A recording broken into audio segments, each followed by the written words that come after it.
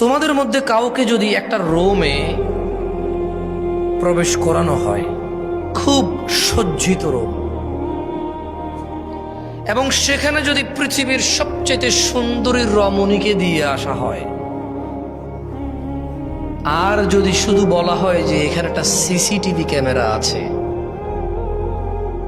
Record হবে, তুমি যাই করো, শেখ বললেন তোমাদের মধ্যে কেউ কি সজ্জিত রুম, সবচাইতে সুন্দরী রমণী, শুধু সিসি ক্যামেরা আছে, রেকর্ড হবে, যা করবে, এইটার ভয়ে কেউ কি ওই মহিলাকে ধরবে?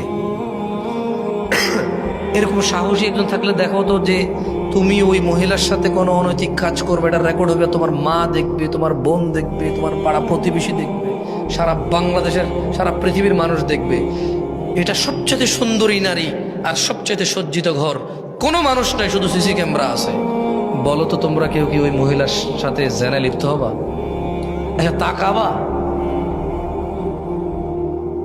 কেন? কিসের ভয়? কারণ তুমি জানো সিসিটিভি আছে, যেহেতু রেকর্ড হচ্ছে, যেহেতু